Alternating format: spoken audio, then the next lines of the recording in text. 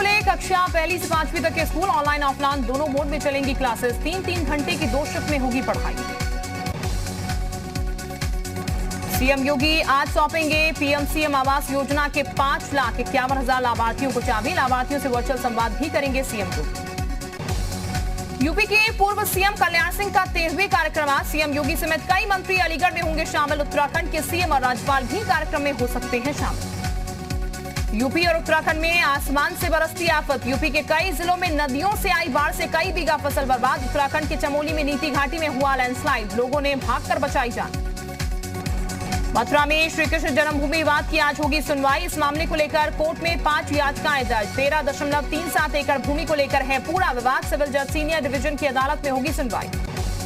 Mission 2022 की तैयारियों में जुटी समाजवादी पार्टी। आज पीलीभीत से शुरू करने जा रही है जनादेश यात्रा। पार्टी के नेता जनता से करेंगे संपर्क। 28 सितंबर को सुल्तानपुर में होगा समापन। यूपी बीजेपी के पोस्टर में सीएम योगी बने पालनहार। बीजेपी ने सीएम योगी को बताया वासुदेव। लिखा कलयुगी राक्षस मचाए हाहाकार। मुख्यमंत्री योगी बने पालनहार। यूपी में संदिग्ध बुखार से हो रही मौतों पर ओडिसी का यूपी सरकार पर वार। कहा सरकार की प्राथमिकता बस नाम बदलना, लोगों का इलाज करना नहीं। भारतीय किसान यूनियन के नेता राकेश टिकैत की बेतुकी भविष्यवाणी। यूपी में चुनाव से पहले किसी बड़े हिंदू नेता की होगी हत्या। बीजेपी से खतरनाक नहीं कोई पार्टी। विधानसभा चुनाव के लिए जनसत्ता दल लोकतांत्रिक पार्टी ने ठोकी ताल। सुल्तानपुर में संकल्प यात्रा के दौरान राजा भैया ने बोले 100 से ज्यादा सीटों पर उतारने के प्रत्याशी। कानपुर में पहली बार हुआ कोरोना की इंट्रानेजल वैक्सीन के दूसरे फेज का ह्यूमन क्लिनिकल ट्रायल में 18 से 65 साल के वॉलंटियर हुए शामिल। 28वें दिन दी जाएगी दूसरी डोज। पीलीभीत से होगी सपा के जनसंपर्क अभियान की शुरुआत। पार्टी के राष्ट्रीय महासचिव इंद्रजीत सरोज करेंगे कार्यक्रम की शुरुआत। रायबरेली में जनाधिकार पार्टी के पिछड़ा दलित अल्पसंख्यक सम्मेलन का हुआ आयोजन। पार्टी के राष्ट्रीय अध्यक्ष बाबू सिंह कुशवाहा हुए शामिल। बाहुबली विधायक और जनसत्ता पार्टी के राष्ट्रीय अध्यक्ष राजा भैया ने की जनसंकल्प यात्रा की शुरुआत। सुल्तानपुर से होते हुए अयोध्या पहुंचेगी यात्रा। सपा की यूथ विंग के कार्यकर्ताओं ने निकाली साइकिल रैली। महंगाई, बेरोजगारी और किसानों की समस्याओं को लेकर किया प्रदर्शन। तालिबान समर्थकों के खिलाफ अखाड़ा परिषद मुखर। समर्थकों के खिलाफ की देशद्रोह के मुकदमे की मांग। मुस्लिम धर्मगुरुओं का भी मांगा साथ। बलरामपुर में हुआ ऑक्सीजन प्लांट का शुभारंभ। प्लांट से 35 बेड पर हो सकती है 24 घंटे ऑक्सीजन की सप्लाई। बहराइच के डीएम ने शुरू की अनोखी पहल। बच्चों के साथ राष्ट्रगान गाकर उसमें जगा रहे राष्ट्रपति। झांसी में मिशन शक्ति के तहत जेल में बंद महिला कैदियों का हुआ मानसिक चिकित्सा परीक्षण। जेल में शिविर लगाकर की गई महिलाओं की काउंसलिंग। संभल में माध्यमिक शिक्षा राज्य मंत्री गुलाब देवी जिला प्रशासन की बैठक में अधिकारियों से हुई नाराज। बीजेपी समर्थकों की सुनवाई नहीं होने पर हुई नाराज। नैनीताल में बारिश के बाद गर्ल्स हॉस्टल के नीचे की जमीन खिसकने का वीडियो आया सामने। लैंडस्लाइड से हॉस्टल में आई दरारें। लैंडस्लाइड से कई होटलों को भी खतरा। गाजियाबाद में साइबर सेल की टीम ने की बड़ी कार्रवाई। ऑपरेशन 420 के तहत ठग गिरोह के 7 सदस्यों को किया गिरफ्तार। ऑनलाइन गेम के नाम पर करोड़ों रुपए की ठगी का आरोप। युवाओं को हुनरमंद बनाने के लिए ग्रेटर नोएडा प्राधिकरण और राष्ट्रीय कौशल विकास निगम की पहल पर 30 प्रशिक्षण केंद्र की हुई शुरुआत। 640 युवाओं को मिलेगा एक साथ प्रशिक्षण।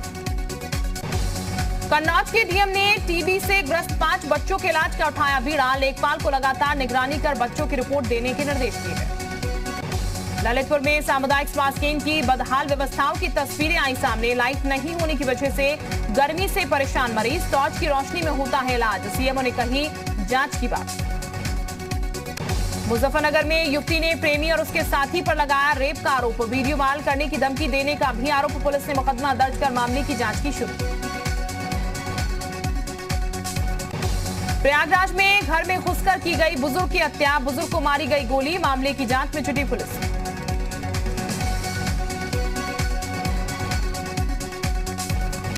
गाजियाबाद के डासना मंदिर के महंत ने थाने में दर्ज कराई शिकायत। सोशल मीडिया पर महिलाओं पर हुई आपत्तिजनक टिप्पणी को लेकर कार्रवाई की मांग। कानपुर में संविदा कर्मचारियों के खाते से पीएफ का पैसा धोखे से निकालने का मामला आया सामने। क्राइम ब्रांच की टीम ने एक आरोपी को किया गिरफ्तार। मामले की जांच जारी। आगरा पुलिस ने किया 11 लाख रुपए की लूट का खुलासा। पेट्रोल पंप कर्मचारी समेत 6 आरोपियों को किया गया गिरफ्तार। कब्जे से 4 तमंचे हुए बरामद।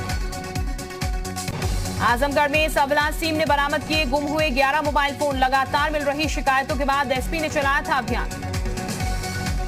कन्नौज के हसेरन सामुदायिक स्वास्थ्य केंद्र पर वैक्सीन लगाने के लिए लोगों से पैसे लेने का मामला आया सामने। वीडियो सामने आने के बाद सीएमओ ने मामले में दिए जांच के आदेश।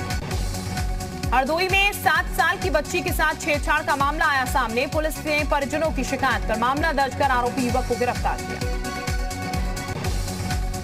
बुलंदशहर में अवैध हथियार फैक्ट्री का हुआ खुलासा। पुलिस ने 2 आरोपियों को किया गिरफ्तार। 5 तमंचे और 2 राइफल बरामद। हरदोई में प्रधानपति पर लगा युवक की गोली मारने का आरोप। युवक को इलाज के लिए अस्पताल में कराया गया भर्ती। मामले की जांच में जुटी पुलिस। अमरोहा में दहेज को लेकर महिला की हत्या का मामला आया सामने। परिजनों ने ससुराल वालों पर लगाया आरोप। पूरे मामले की जांच में जुटी पुलिस। झांसी पुलिस ने अवैध शराब के ठिकानों पर की कार्रवाई। 2 आरोपियों को गिरफ्तार कर भारी मात्रा में लाहन किया गया नशा। हरदोई में नाबालिग के साथ दुष्कर्म का मामला आया सामने। गांव के ही युवक पर लगा अपहरण कर दुष्कर्म का आरोप। फरार आरोपी की तलाश में जुटी पुलिस। रायबरेली में बाइक सवार युवक का चाइनीज मांझे से कटा गला। युवक को गंभीर हालत में लखनऊ किया गया रेफर। बहराइच में बाढ़ को लेकर अलर्ट पर जिला प्रशासन। नेपाल में हो रही बारिश से उफान पर घाघरा नदी। नदी के आसपास इलाकों में बसे गांव बाढ़ के पानी से घिरे। मैनपुरी में सामूहिक विवाह कार्यक्रम का हुआ आयोजन। 111 जोड़ों की करवाई गई शादी। जोड़ों को मंत्री और अधिकारियों ने दिया आशीर्वाद। ललितपुर में मारपीट के बाद घायल हुए शख्स की हुई मौत। परिजनों ने सड़क पर शव रखकर किया प्रदर्शन। पुलिस ने दिया कार्रवाई का भरोसा। शामली में पिता की हत्या करने वाले आरोपी बेटे को पुलिस ने किया गिरफ्तार। पिता के शराब नहीं छोड़ने पर की थी हत्या। कब्जे से तमंचा भी हुआ बरामद।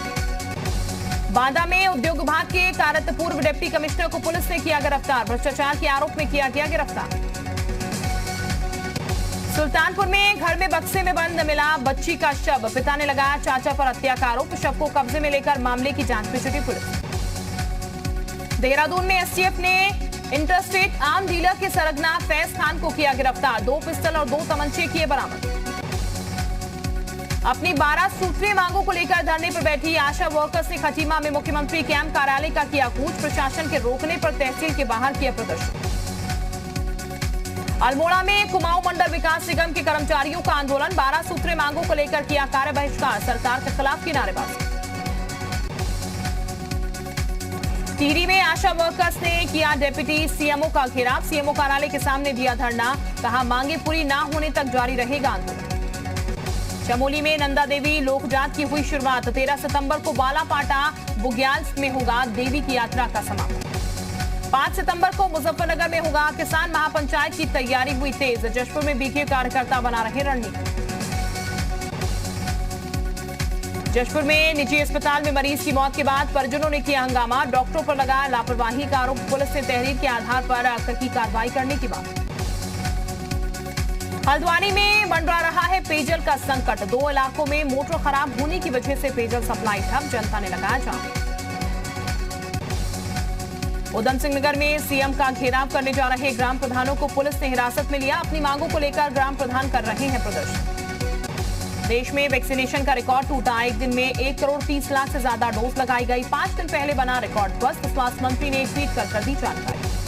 आज से दिल्ली में खुल रहे 9वीं से 12वीं तक के स्कूल। क्लास में फिलहाल 50% बच्चों को आने की इजाजत। स्कूलों को निर्देश जारी। कोरोना नियमों का पालन करना होगा। आज देश के कई और राज्यों में भी खुलेंगे school. UP, MP, Rajasthan, Haryana, Telangana में शुरू होगी कक्षाएं। स्कूलों को कोरोना नियमों का पालन करने के सख्त निर्देश जारी। दिल्ली के पुलिस कमिश्नर राकेश अस्थाना की नियुक्ति के खिलाफ याचिका। आज दिल्ली हाईकोर्ट में होगी सुनवाई। एक एनजीओ और से वकील प्रशांत भूषण ने दायर की है याचिका। पंजाब में आतंकी हमले का खतरा बढ़ा। सीएम अमरिंदर सिंह ने कहा पाकिस्तान बड़ी साजिश रच रहा है। टिफिन बम के जरिए हमले की आशंका।